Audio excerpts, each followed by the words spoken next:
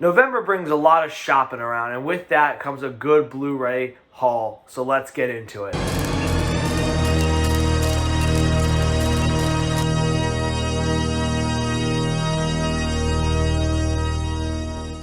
Welcome to Silver Screen Talk. My name is Luke LaPointe. I started this channel because movies are a big part of my life, and I want to talk about them with people who care about them as much as I do. With that, remember to hit that like and subscribe button, and most importantly, as we are talking about Blu Ray hauls, I want to hear you down in that comment section. What Blu-rays did you pick up this month? What do you think I should pick up in the coming months? What collections do you think I should be looking at, trying to start moving into and getting, building up on that collection? I want to hear everything that you have to say, and also what other videos you want me to be doing, what Top 10 Tuesdays you want me to be doing in the future. A lot of fun. Now, before we get into this, I want to let you know that I do not have all my Blu-rays here with me. Some of them are back in South Carolina at school. I bought them when I was at school, and I didn't feel like traveling back with them. I will go into what I got when I was at school, but for the meantime, I just have the few that I got here during Black Friday a couple days ago. And with that, let's get into it. First off, we have Back to the Future trilogy. I picked this up on the cheap at Best Buy on Black Friday, and this is just an all-time trilogy. It's one of my favorite trilogies.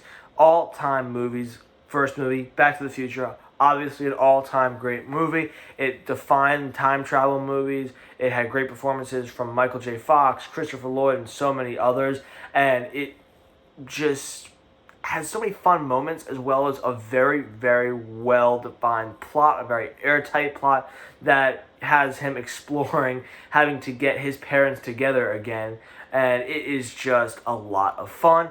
Obviously, you have the two sequels, Back to the Future 2. Getting to see what people thought in the 80s, what 2015 would be like, is always a very fun movie to watch, very interesting concept to see. They didn't get everything right. They did get the Cubs winning the World Series right. Missed it by a year, but I still count it. And Back to the Future 3, going back to the Old West, going back to 1885. So you have very unique movies, each one, even though they follow kind of a similar plot. And obviously, with the performances, with the time travel hijinks, it is always going to be three very fun movies that I always enjoy. Next up, we have The Departed that I picked up on Blu-ray, and it is just another all-time great movie. Probably Martin Scorsese's best movie critically. I think it is a little better than Goodfellas, even though Goodfellas is amazing.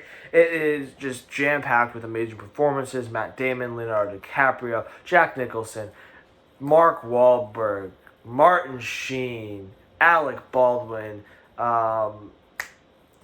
Vera Farmiga. So many great performances that are just off the charts. You have an amazing plot with some real-world ties, kind of basing it around the escapades of Whitey Bulger, who ran the Winter Hill Gang in Boston. If you don't know who he is, you should look him up. And also watch Black Mass starring Johnny Depp.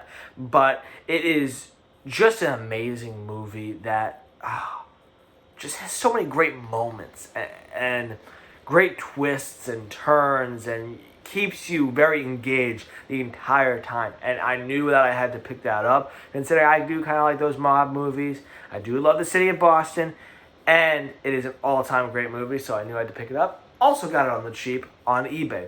Next up, I got Fighting with My Family on Blu-ray. This is a movie that I really loved. It was actually one of my favorite movies of 2019. Kind of came out of nowhere. I didn't see it in the theaters. Someone told me about it, and then it got on demand. I was like, okay, I'm going to give this a try. I'm going to watch it. Looks like it's got really good reviews, and I absolutely freaking loved it. Florence Pugh, she's on the rise now. She's one of my favorite actresses working right now in Hollywood. I think she's going to be a star for years. She was incredible as Paige. You had some great supporting performances from people like Vince Vaughn and Nick Frost, Lena Headey, and a lot of others. Have a little Dwayne "The Rock" Johnson in there, and it's a true story that hits the heart really well. It is just a lot of fun, and it's really, really funny too. So I also saw that on the cheap. I had to pick it up, and I'm very happy I did. Next up, we have The Gentleman. Now, The Gentleman is a 2020 movie directed by Guy Ritchie. Kind of a crime movie, comedy, action. It is so much fun, gangster comedy. has a lot of great performances. If you talk about Matthew McConaughey, Charlie Hunnam, Hugh Grant, Michelle Dockery, Henry Golding, and then Colin Farrell absolutely steals the show in this movie as Coach. If you haven't seen this movie, I really recommend you do. It might not be for everyone. I call it a return to form for Guy Ritchie, but it's very crude. There are a lot of derogatory terms that are used in this movie. It isn't for everyone, but if you can get past that, it is a brilliant Guy Ritchie movie that shows you he still has it, and that's why I picked this up on the cheap.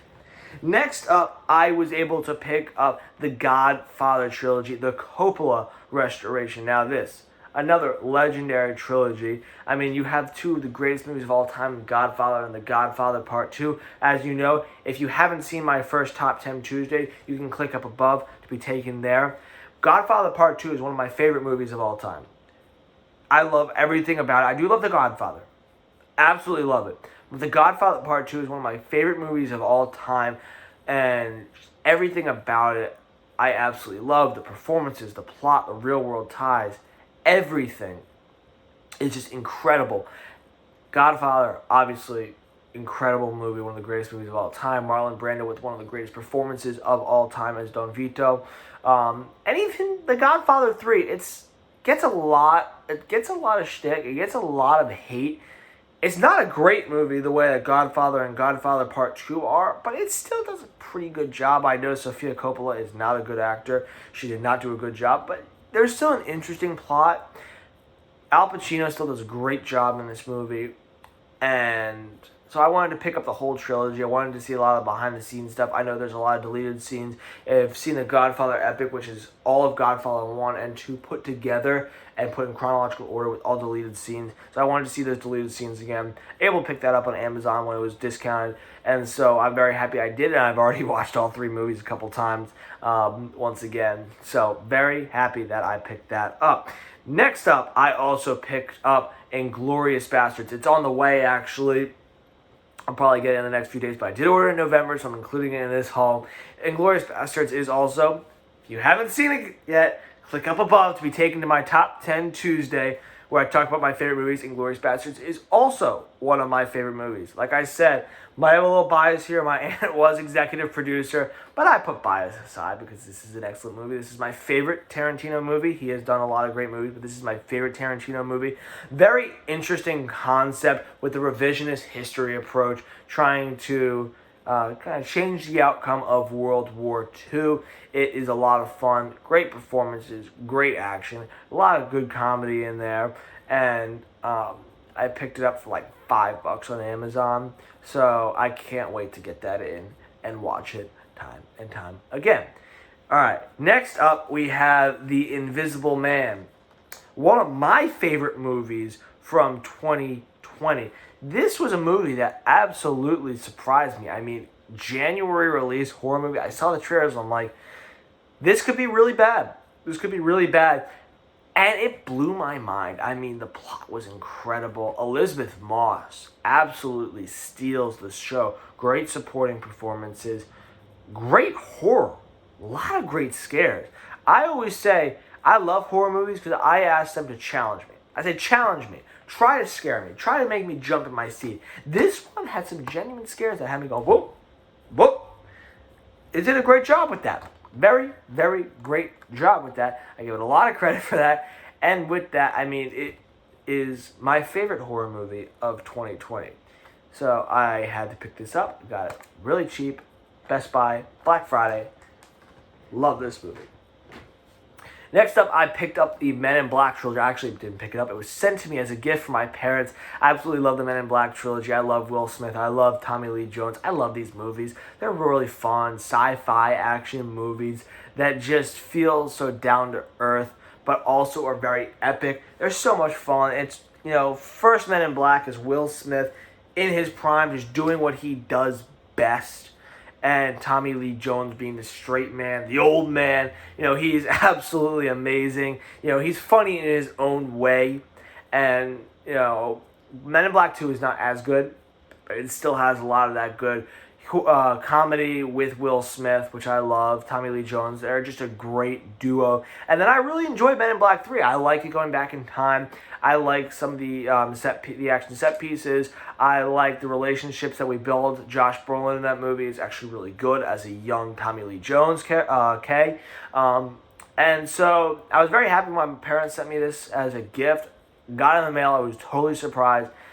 And I watched all 3 movies again. And I can say it's a trilogy I really enjoy. Next up, I picked up Spider-Man Into the Spider-Verse Steelbook. Just absolutely beautiful. Look at that thing. Don't use the code. I've already used this code. But absolutely beautiful Steelbook. Whew. Fun story. So I bought the other 3 movies, Best Buy, Black Friday. I showed up kind of late, so it was already cleaned out. And then I saw this on the rack at the exit for like $14, like half off. And I'm like, I'd be an idiot if I didn't pick this up. I'd be an absolute idiot if I didn't pick this up. So I did. And it was very, very smart of me to do that. Excuse me, my computer went out. It was very, very smart of me to do that. This is one of my favorite superhero movies. Again, another movie that really surprised me. I thought it was just going to be a kid's movie. To be totally honest, I saw it, it blew my mind. The animation, the way they drew it to be like a comic book was just, oh my gosh, blew my mind. It absolutely blew my mind. It was so unique. It brought a lot of characters out of the comics that never get put in the movies, like Tombstone, Kingpin, that absolutely fit, that I was so happy to see on a big screen. Miles Morales has a great, great story, a very great coming-of-age story, growing up, all that. And then you have our supporting Spider-Man, whether it be Peter B. Parker, Gwen Stacy, and then like Noir, Peter Porker. They're all amazing, and there's just so many great things to say about this. This is probably my favorite superhero movie of the 2010s. If it's not Logan, it's this. Favorite superhero movie of the 2010s. So yeah, had to pick this up, and I mean, this is just a beautiful steelbook.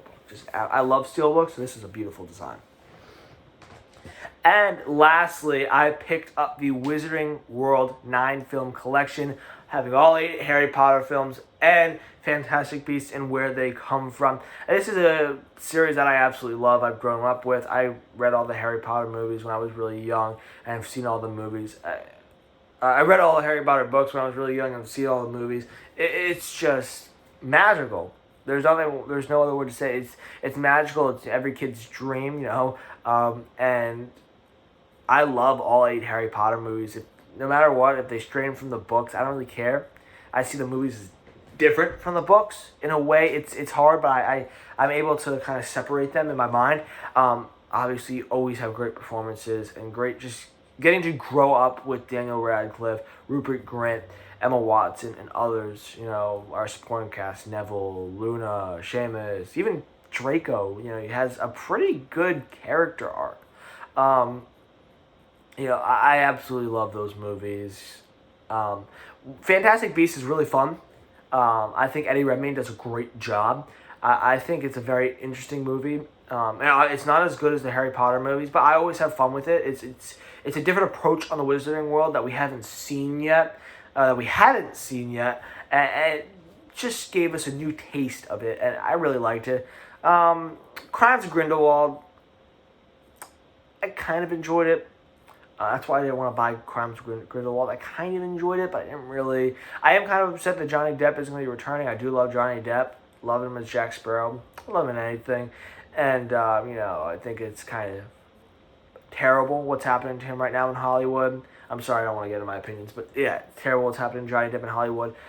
Think he made a good Grindelwald. But anyway, Wizarding World, so much fun, great performances, great stories, obviously, and I just had to pick it up, and I got a good price on Amazon. That's all I have for today. Thank you so much for tuning in. Make sure to hit that like and subscribe button and leave your comments down below. What Blu-rays have you picked up? What are you looking to pick up? What do you think I should pick up in the future that you might have? Thank you so much, and keep on loving movies as much as I do.